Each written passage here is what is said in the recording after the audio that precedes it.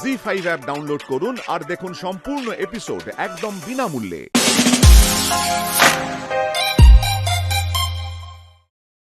আচ্ছা শোনো, এটা কিন্তু তুমি আজকেই ব্যাংকে ফেলে দিও। হ্যাঁ ওকে। এই একটা ল্যাপটপে এত সমস্যা হয়েছে না। 3টে দোকানের কাজ কি একটা ল্যাপটপে করা যায় বলো তো? এত স্লো হয়ে যায় না কাজটা। সত্যি তাই। দুটো ল্যাপটপ থাকলে সুবিধাটা কি হয়, অ্যাটলিস্ট দুজন মিলে একসাথে স্প্রেডশিটে কাজ করা যায়। ব্যবসার ক্যাপিটাল ফ্লোটা তো বাড়ছে, একটা ল্যাপটপ কেনা দরকার। এই মা কি বলছে গো এই ব্যাপারে? ধর বললেই খালি আজকে না কালকে, কদিন পরে এইসব বলে যাচ্ছে। না, মাকে দেখছি এবার পটাতেই হবে। ইম্পর্টেন্সটা বোঝাতে হবে। একদম। এটার মধ্যে আছে 1,20,000 আছে, ঠিক হ্যাঁ আছে? হ্যাঁ, তুমি এটা একবার দেখে নাও তো সব ঠিকঠাক আছে কিনা। আসলে কি জানো তো হাস, মায়ের মাথায় ঢুকে গেছে না, তখন হুট করে গাড়িটা না কিনে তোমার দাদাকে যদি পেমেন্টটা ক্লিয়ার করে দিত তাহলে অনেকটা ক্ষতি এড়ানো যেত। মায়ের হাত থেকে এখন টাকা বার করা চাপ আছে। দেখো না, এই ল্যাপটপ কেনার জন্য আমাদের কাল ঘাম ছুটে যাবে একেবারে। এই শোনো বুঝি, তুমি কখন এলে? মুখটা এরকম করে রেখেছো কেন? কি হয়েছে তোমার? এই কি হয়েছে? পার্সোনাল জিনিস ব্যাপার? আমি তাহলে না না না না, কোনো পার্সোনাল ব্যাপার না। ব্যাপারটা হচ্ছে সকাল সকাল আমার বউটা একটু মজা করছে। কি জানো তো, আমার ম্যাডাম আমাকে টেনশনে ফেলতে খুব ভালোবাসে। আর বউটার মুখটা কেন এরকম ভার হয়ে আছে তা কিন্তু আমি বেশ ভালো করেই জানি। জানি না? ভাই জানো, ব্যাংক জানো তুমি ঠং করছে তখন থেকে বলে যাচ্ছি আমার একটু টক খেতে ইচ্ছে করছে। আরে বাবা, এই সময় এরকম ধরনের জিনিসপত্র খেতে ইচ্ছা করে, তাহলে আমার দিকে কেন পাত্তা দেবে? তুমি যাও না, গিয়ে হিসাবের কাজ করো। হিসাব করতে বসে গেলেন উনি। ভারী অন্যায় অংশিনী, ভারী অন্যায় কিন্তু। এই কথার উপর একদম ফোন কাটবে না বলে দিলাম। এগুলো কিন্তু একদম ভালো লাগে না। বাচ্চা তো আমার একার না, তোমার তো কোনো দায়বদ্ধতা কিচ্ছু নেই, কোনো কিছুই নেই। হ্যাঁ, সেই কারণে তুমি উনি হিসাব মেলাতে বসে গেলেন। আরে বাবা, বলছি বারবার ধরে, আমি সেই কখন বলেছি আমাকে একটুখানি আচারটা এনে দিয়ে নিজের কাজগুলো করো। তা কেন করবে? আমার দিকে তো কোনো তোমার দায়িত্ব নেই না। এটা করছে, সেটা করছে, এদিক যাচ্ছে, ওদিক যাচ্ছে। আরে বাবা, ঠিক আছে, ছেড়ে দাও, আমি একা চলে যাচ্ছি, দরকার নেই কাউকে। আরে বাবা, যাচ্ছটা কোথায়? আচ্ছা শোনো না, বরের উপর এত রাগ করলে বরটা বোঝাবে কি করে যে বর কাজে ব্যস্ত ছিল বলেই পল্টুর দোকানে আগেই অর্ডার দিয়ে দিয়েছে মিক্সড আচার নিয়ে আসার জন্য। আচ্ছা শোনো না, বললো তো 10 মিনিটে দিয়ে যাবে। দাও তো একবার দেখি। এই তো 10 মিনিট হয়ে গেছে, এক্ষুনি চলে আসবে। হয়ে বেশি হয়ে গেছে, একটা ফোন করলে ভালো হয়। আমি নিজে গিয়ে নিয়ে আসি। কাউকে কোথাও যাওয়ার দরকার নেই, এই যে আচার হাজির। আমার আমার আচার কেন? আগে আমার দাদার উপর রাগ করার খেসারতটা দাও, তারপর পাবে আচার। কি খেসারত দেবো? হ্যাঁ হ্যাঁ হ্যাঁ, চোখ বন্ধ করছি। হ্যাঁ, আমরা চোখ বন্ধ করে নিচ্ছি। দাও দাও দাও। আচ্ছা ঠিক আছে, চোখ বন্ধ করেছে। করে দিয়েছি। এগুলো ভালো নয়, ভালো লাগছে নাকি? আচ্ছা, আচ্ছা, তোমার সাথে আমার আড়ি যা। বাবা, এ বাবা, একটা চামচ। আমি আনছি আনছি। দাঁড়াও দাঁড়াও। এই শোনা, কি? পুরো আচার খেয়ে যদি তোমার পেট খারাপ হয়েছে না, দেখো খুব বকা খাবে কিন্তু তুমি আমার কাছে। আচ্ছা, পুরো খাবো না, হাফ খাবো। আচ্ছা আচ্ছা, শোনো, আমার এবার একটা বক্তব্য আছে। হ্যাঁ, কি আপনিও আচার খাবেন? আপনি খাবেন আচার? হাট, আপনি বাজে কথা বলুন, কি হয়েছে? আরে ওই পঞ্চানন তাদের বাড়ির সামনে রোজ নোংরা জল আর নোংরা গুলো ফেলে রাখে, জানিস তো? বাচ্চাগুলো ওর ওপরেই খেলে। ওদের যদি শরীর খারাপ হয়, আমি 1000 দিন বলেছি, কিছুতেই শুনবে না আমার কথা। আজকে বাড়ির ভেতর ঢুকে বেশ করে ধাতানি দিয়ে এসেছি। এরপরেও যদি কাজ না হয় সোজা থানায় যাব। পুলিশ তো আমাকে চেনে, এমন কেস ঠুকে দেবো, তখন বুঝতে পারবে। তো দাঁড়াও, জানি না, বুঝতে পারছি না। ভেতরে চলো। তোকে কিছু বলেনি? বলছি ভেতরে চলো। হ্যাঁ, কি হয়েছে? মেজে যখন ছিটকে রয়েছে কেন? বলছি কিছু না, ওই কাউন্সিলর হওয়ার প্রিপারেশন নিচ্ছিল। ভেতরে চলো। চলো, কথা তো বলতে হবে। বাড়িতে সবাই ঠিক আছে গো? হ্যাঁ, বসো বসো বসো।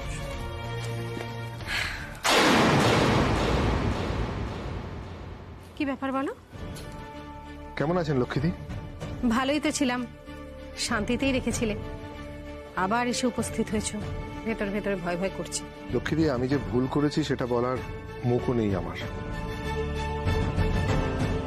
যতদিন আমি মন থেকে সবকিছু বার করতে পারবো ততদিন আমি সরিটুকু আপনাকে বলতে পারবো না। কেন এলে বলো তো আজকে হঠাৎ এভাবে? হঠাৎ না, আজ আমি আপনাদের বাড়ি অনেক বড় দায়িত্ব নিয়ে এসেছি। চিনিকে আমি বলেছি কারণটা।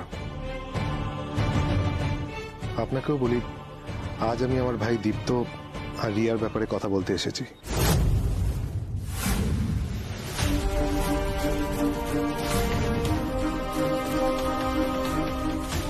সবকিছু জানার পর, দেখার পর কি করে তুই এই বাড়ির মেয়েটার সাথে প্রেম করতে পারলি?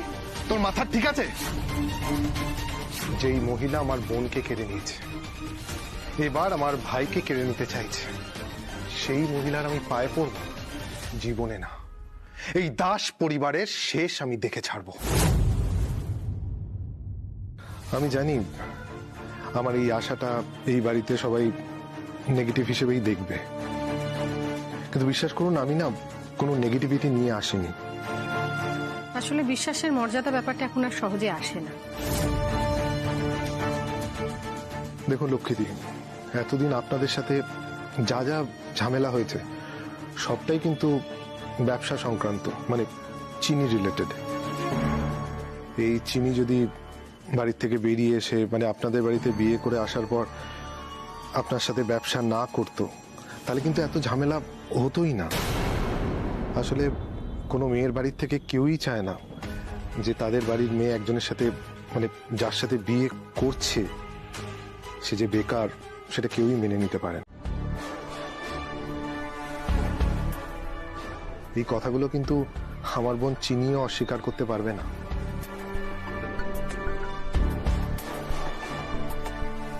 তখন চিনিরও মেন্টাল স্টেবিলিটি ছিল না, তখন ও নিজেই জানতো না ও নিজে কি চায়। নিজের বাড়ি ছেড়ে চলে আসা, আপনার সাথে আলাপ, সমস্ত কিছু মিলিয়ে ও নিজের মধ্যেই ছিল না। ও কি করছে ও নিজেই জানতো না। আর এখানে চলে আসার পর চিনি তো আপনাকে খুব ভালোবেসে ফেলেছিল। ও নিজে কি করছে সেটা ও নিজেও জানতো না। কিন্তু আমাদের বিয়েটা যে মিথ্যে সেটা তো লক্ষ্মীদিকে জানানো উচিত। হ্যাঁ, অবশ্যই জানানো উচিত। সেটা জানানোর মতো সঠিক সময় এটা নয়। আমি আজই লক্ষ্মীদিকে বলবো। না লক্ষ্মীদিকে আমি আজই সবটা জানাবো। না, আমি আর হংসিনী। পারছি না এই মিথ্যাটা বলে নিয়ে বেরোতে। এটাও ঠিক, আমাদের তো অবশ্যই দোষ ছিল। আমরা কখনোই চিনির ইন্টেলিজেন্সটাকে অ্যাকসেপ্ট করিনি, ইউজই করিনি। ও বিজনেস করতে চেয়েছিল, কিন্তু আমরা ওকে সুযোগ দিইনি। আমাদের নিজেদের দোষেই চিনি আমাদের থেকে অনেকটা দূরে চলে গেছে, আর সাথে সাথে আমাদের সবকিছুই ও ত্যাগ করেছে। আমার বাবা ওর জন্য যা সম্পত্তি রেখেছিল তার মধ্যে কিছুটাও যদি ও নিত। দাদা ভাই প্লিজ এই কথাগুলো এখন বলিস না। দেখো দুলাল, আমার বোনের বিয়ের পর আমি কতটা ফেরোসাস হয়ে গেছিলাম, কতটা রেগেছিলাম তোমার উপরে, তুমি সবটাই জানো। আমি কিন্তু দাদা হিসেবে এখনো আমার বোনের ব্যাপারে খুবই পজিটিভ।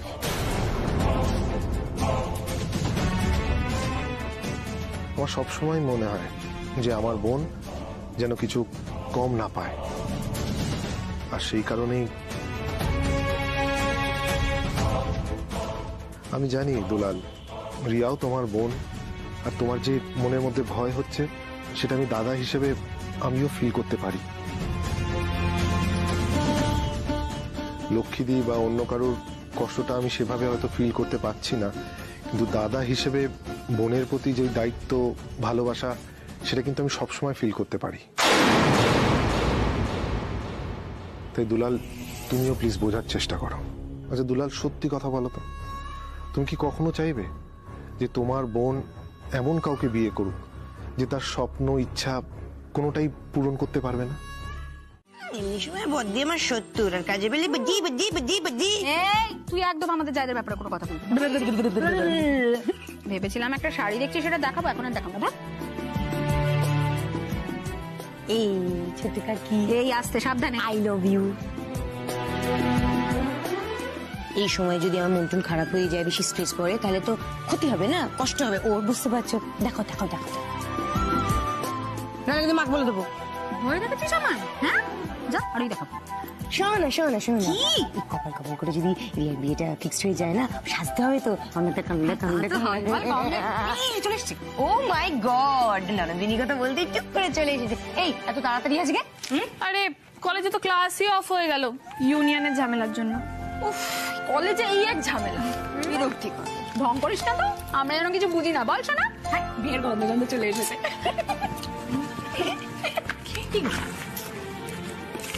দাদা ভাই এসেছিল। মানে নিশ্চয়ই সব বলে দিয়েছে। মাকে নিশ্চয়ই খুব অপমান করেছে। কি করে আমি মাকে ফেস করবো বলো তো? ছোট বৌদি, আমি না চলে যাচ্ছি। আরে দাঁড়া শোন। পালিয়ে বড়দির হাত থেকে পার পাবি ভেবেছিস? ও ছোট কাকি, কেন ভয় দেখাচ্ছ ওকে?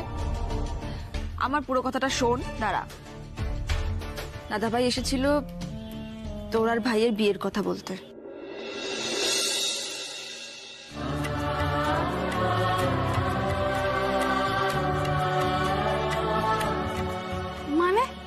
মানে ওই বাড়িতে সবাই চায় যে তোদের সম্পর্কটা এগোক, তোদের বিয়ে হোক।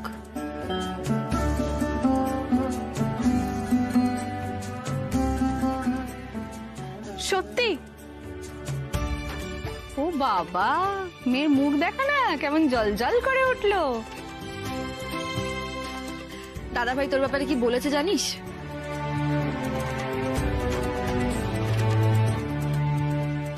আপনার মেয়ে রিয়া খুব সহনশীল মেয়ে, মানে আমার অন্তত সেটা দেখে মনে হয়েছে। আপনারা যেরকম আমাকে আর আমার বাবাকে অপছন্দ করেন, আমার স্ত্রী আর ভাইকে আপনারা খুবই পছন্দ করেন, সেটাও আমি বুঝি, জানি। আমরাও কিন্তু রিয়াকে, আমি বাবা খুবই পছন্দ করি।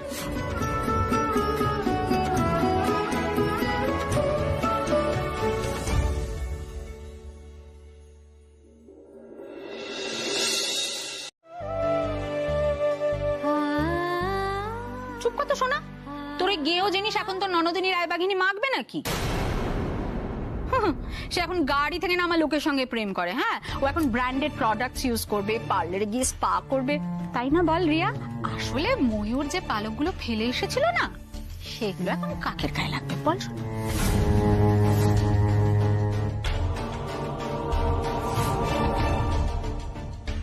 আচ্ছা তাপসী, তোমাকে সব বিষয়ে কথা বলতে হবে না, সবার মাঝে কথা বলতে হবে না। আর ভালো কথা তুমি বলতে পারো না, সব সময় ঘুরিয়ে পেঁচিয়ে কথা বলতেই হবে।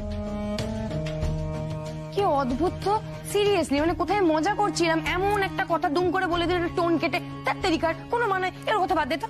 শোন না, বলছি যে বিয়ের পর হানিমুনে কোথায় যাবি? নিশ্চয়ই বিদেশে যাবি।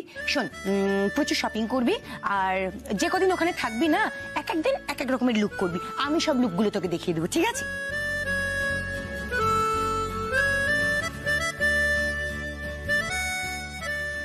তোমায় কিছু ভাবতে হবে না বড় বৌদি, তোমাকে বেকার আমার জন্য স্ট্রেস নিতে হবে না।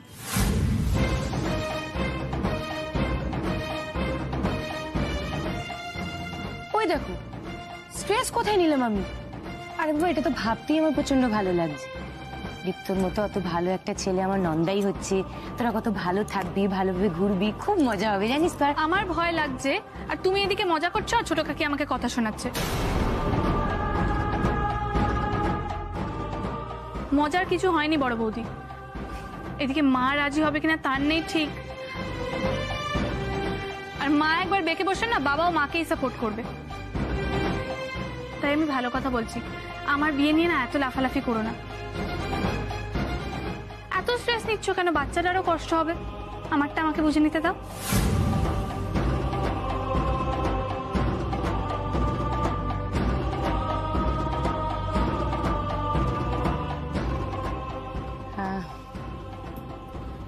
আমার কথা যদি কোনোভাবে তোর কষ্ট লেগে থাকে, তার জন্য আমি ক্ষমা প্রার্থী রিয়া।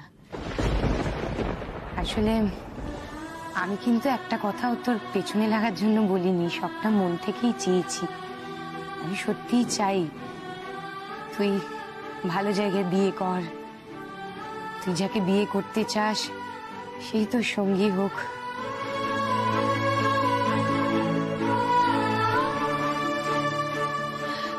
এবার কিন্তু আমি তোকে বকবো রিয়া। এটা কি ধরনের কথা? যার উপর রাগ হলো তাকে কিছু বলতে পারলি না, সোনাপতিকে এরকম করে কথা শোনাচ্ছিস? যা সরি বল। থাক না মন্ত্রী, এইটারে কয় এই জন্মের পাপের ফল এই জন্মেই ভোগ করে যেতে হয়। তাহলে মানে আমি রিয়ার সাথে অফিসিয়ালি প্রেমটা চালাতে পারো। Thank you.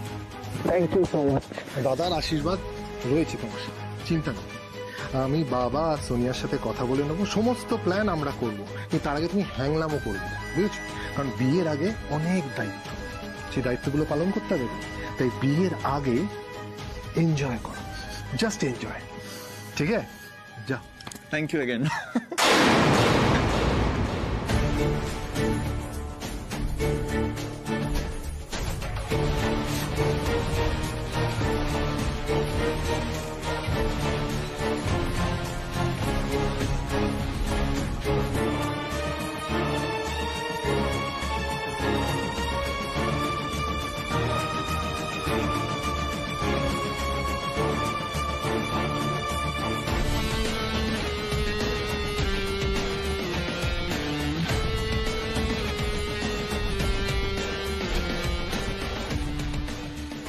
অনেক অসম্মানিত হতে হয়েছে তোর জন্য, অনেক।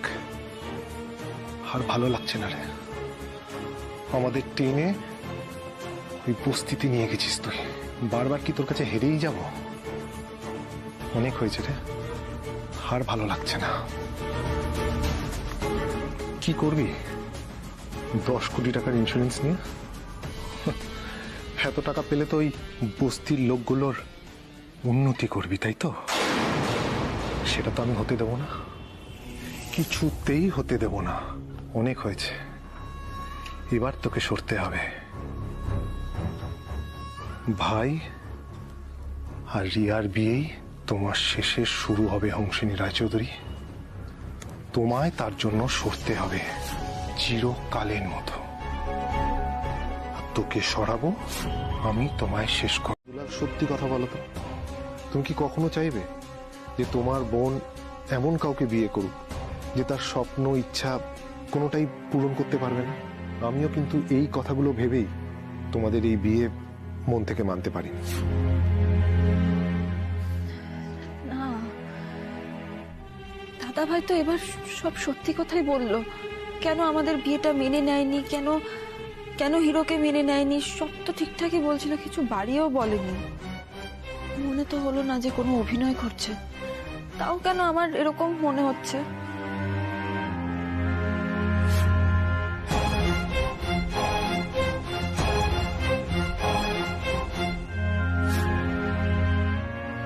চাটা খুব ভালো হয়েছে, আর 1 কাপ হলে খুব ভালো হয়। আর চিনি, তোর কাছে আমার একটা রিকোয়েস্ট আছে। ফার্স্টে বললো একটা স্পেশাল রিকোয়েস্ট আছে, তারপরে বললো যে আমি যেন রিয়ার দীপ্তর বিয়েতে বেশি করে ইনিশিয়েটিভ নিই, এটাই নাকি রিকোয়েস্ট। দাদা ভাইকে অন্য কিছু কথা বলতে যাচ্ছিল, বললো না আমাকে। এখানেই আমার খটখটা লাগছে।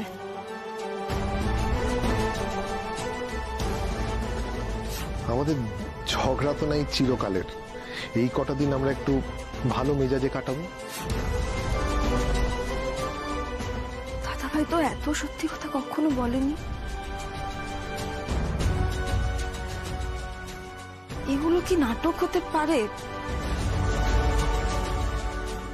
না না, এবার মনে হয় আমি ওকে ভুল বুঝিনি।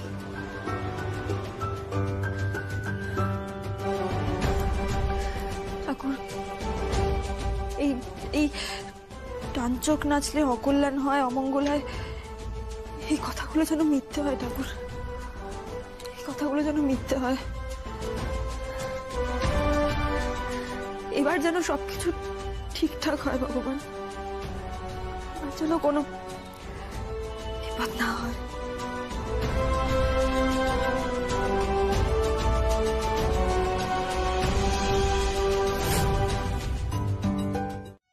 হ্যাঁ অবশ্যই, আমি তো বলেই দিলাম। তুমি শুধু আমাকে 2 ঘন্টা আগে বলে দেবে, আমি আসলে আজই যাবো, তাতে কোনো অসুবিধা নেই। ইনফ্যাক্ট আমি রিয়াকে নিজে গিয়ে আশীর্বাদ করবো, লক্ষ্মী দাসের সাথে দেখা করবো, ওনার মতটা জানবো, যাতে কোনোভাবেই কোনো দ্বিমত না থাকে। আপনি একদম চিন্তা করবেন না বাবা, আমি তো সব অ্যারেঞ্জমেন্ট করেই রেখেছি আশীর্বাদের, সব ফাইনাল হয়ে গেলে আমি জানিয়ে দেবো।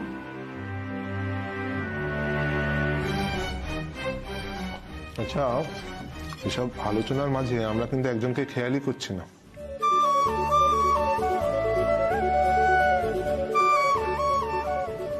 না ঠিক আছে, আমি তো এমনিও বেরোবো। হ্যাঁ এখন তো বেরোতেই হবে, নিশ্চয়ই ডাক পড়ে গেছে। হ্যাঁ, আমরা তো ফ্যামিলির দিক থেকে এগোচ্ছি, ও তো একটু পার্সোনাল দিক থেকে এগোবেই, তাই না? ভাই আচ্ছা ঠিক আছে, আমি আসছি। হ্যাঁ আমি আসছি, বমু নিয়ে এলাম, বাবা এলাম। ঠিক আছে আসছি। বাবা আপনারা খান, আমি আসছি একটু।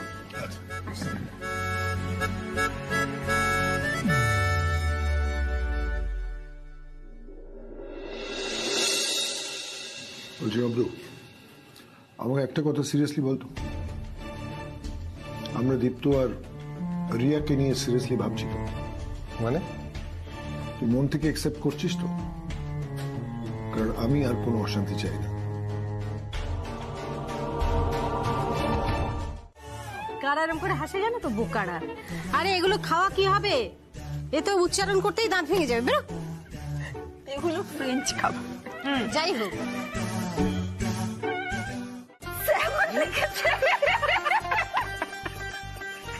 কি কেসটা? এইগুলো কিন্তু ঠিক নয়। হ্যাঁ, তুমি হেভি আছো তো।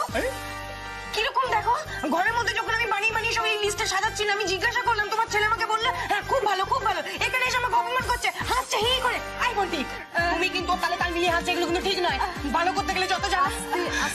না, আমার রাগ হবে না বলো? ওর বাড়ির লোকের কথা ভেবে আমি এত কিছু বললাম। আরে বাবা, ভালো বাবা, বিদেশি মানুষজন, হ্যাঁ ওদের একটা হাবভাবি আছে, এরকম হাম্বি তাম্বি করে, সেই কারণে আমি এত মাথা থেকে খাটিয়ে সব লিখলাম মেনুগুলো। এখন আমাকে অপমান করছে, এগুলো তো ঠিক নয়। আচ্ছা দাঁড়াও দাঁড়াও, উফ, বানানগুলো পর্যন্ত মুখস্থ করেছি, বলবো আমি বলবো। আরে দাঁড়াও দাঁড়াও দাঁড়াও দাঁড়াও দাঁড়াও প্লিজ। আমার বাড়ির লোক অন্য গ্রহের মানুষ নয়, ওরা নর্মাল, ওরা ডাল ভাত রুটি এসব খায়। উফ বাবারে বাবা, দেখি কি লিখেছ।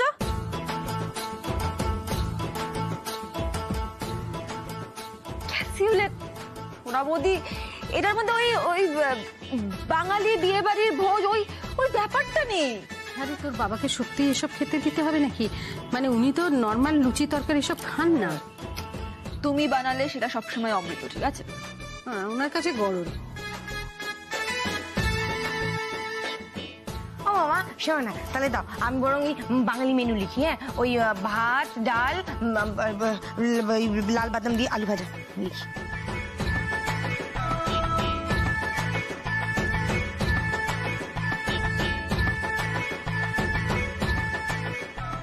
বেগুন ভাজাটা লিখো।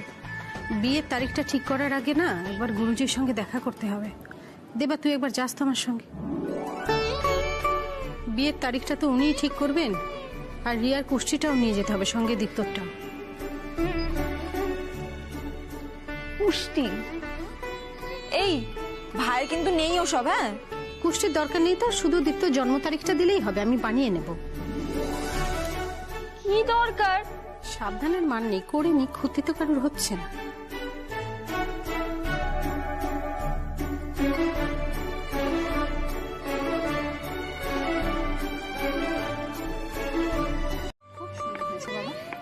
এই দাদা ভাই, এটা কি অ্যাকশন হিরোর পর?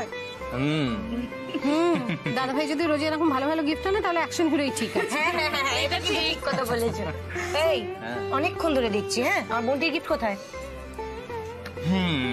ও ও ও ওমা, কি বুঝলে? তোমার ছেলে তার বউকে আলাদা আলাদা গিফট দেবে, বেশ করবে। এখন শুধু ফাজলামি, আমাকে কেউ শাশুড়ি বলে মানেই না। এই রিয়া, আমার সঙ্গে ঘরে হাতে হাতে কতগুলো কাজ আছে, করে দিবি। হ্যাঁ মা। না না বাবা, আমিও যাবো, ওদের একটু প্রাইভেসি দরকার। হ্যাঁ, আর ওকে ওই অং বং চং ওইসব খাবারের নামগুলো শোনাও, ওর বিয়েতেই তো হবে। এই বিয়েতে মনে করছে রিয়া তুই কোথাও বেরোলে আজকে কিন্তু বিকেলের মধ্যে বাড়ি চলে আসবি। দাদা ভাই, বৌমনি, বাপি সবাই আসছে। ও আর দীপ্ত? দীপ্ত দীপ্ত লক্ষ্মী থেকে লক্ষ্মী দে, ডাকছি ডাকছি। তুই আমার সঙ্গে চল, তোর ক্লাস নিতে হবে। চল চল চল চল, বুঝে গেছি। আমিও বেরোলাম, সোনার ওষুধ আনতে হবে। যাও যাও যাও, নিয়ে এসো নিয়ে এসো নিয়ে এসো।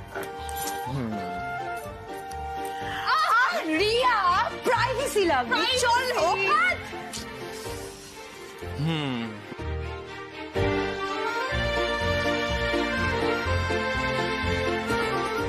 তো ভালোই চলছে হিরোর শুটিং।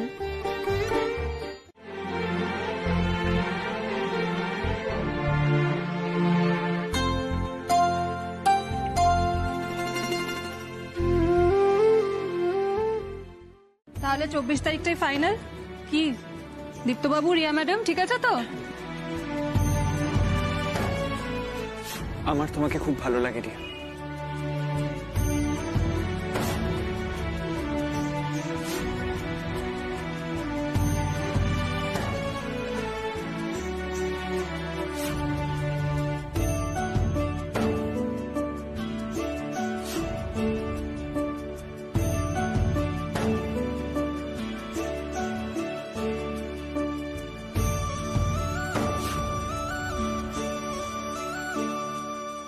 ইয়ে, আমার ননদিনী রায়বাগিনীর বিয়ে 24 তারিখ।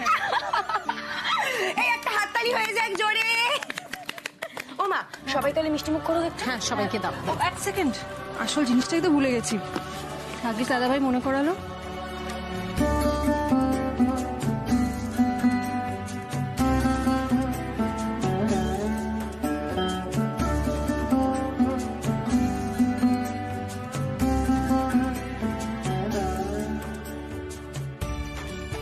এটা তো মায়ের গয়না।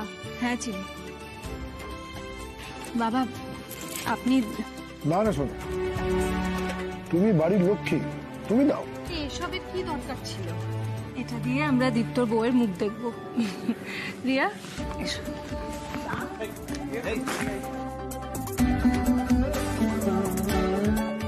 এসো।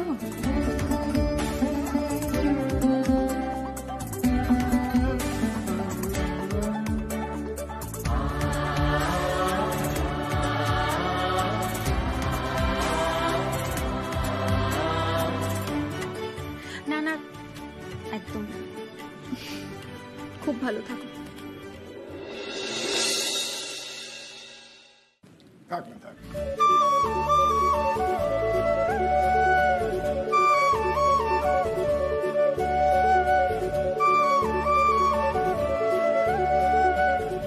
আমাদের দীপ্তবাবু তো এখনই চোখ ফেরাতে পারছেন না, পরে যে কি হবে আমি জানি না। সোনিয়া, সোনালির গিফটটা কিন্তু ভুলো না। দেখেছো, আমি সবই ভুলে যাচ্ছি। এত ভালো একটা নিউজ পেয়ে আমাদের আশা হয়নি, সত্যি আমাদেরই দোষ ব্যস্ততার জন্য। কনগ্রাচুলেশনস।